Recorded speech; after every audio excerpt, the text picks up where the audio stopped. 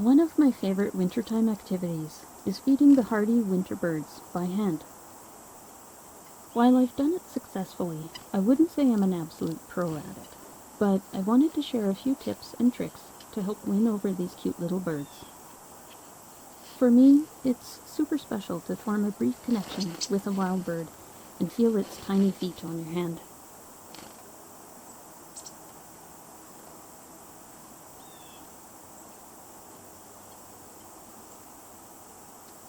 As you can see here, I get two different species, the black-capped chickadees as well as the red-breasted nuthatches.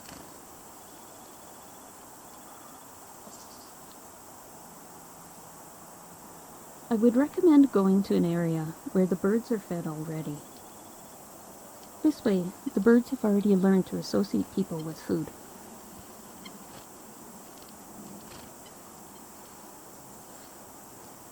In Edmonton, the White Mud Ravine is great, as there's many lookout points that also get used as feeding stations.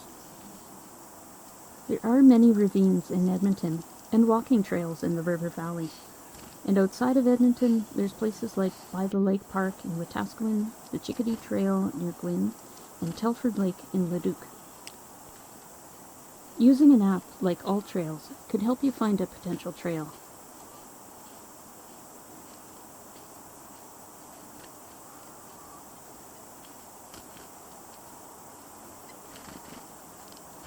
My next tip is to have the food ready at hand. Right now, I'm using shelled sunflower seeds that makes it easy for the birds to eat. I will admit my first few times when I tried to hand feed the birds were unsuccessful, and I have many minutes of footage of just my hand.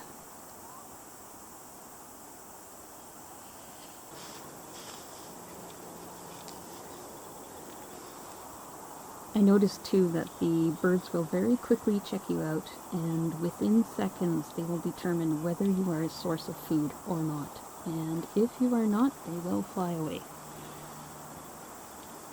I've also found that I have better success if I stand near bushes or some sort of structure that the birds can actually have a safe place to dart in and back from.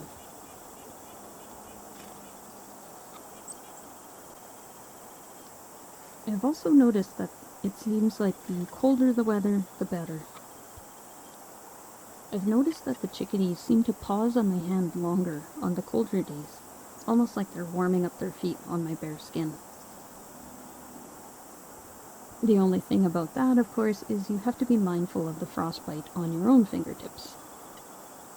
The colder weather also seems to mean that the birds are hungrier, and they appreciate having an easy meal.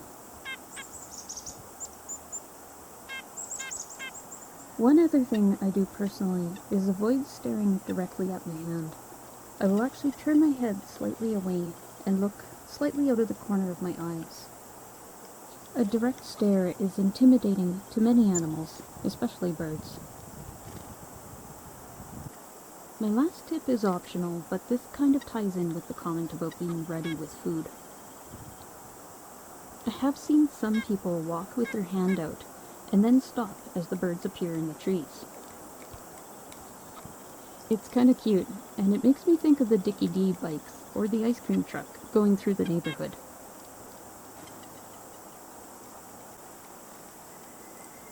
I hope these tips help you out. Thank you as always for watching, and if you're a hand feeder, let me know what kinds of birds that you've managed to feed. I'd also like to give a big thank you and a shout out to my patrons, Dave and Kathy. I'll put a link to their channel in the comment box below, so please check out their channel and check out some of their lovely videos of their trips across the US. I hope to see you for my next adventure.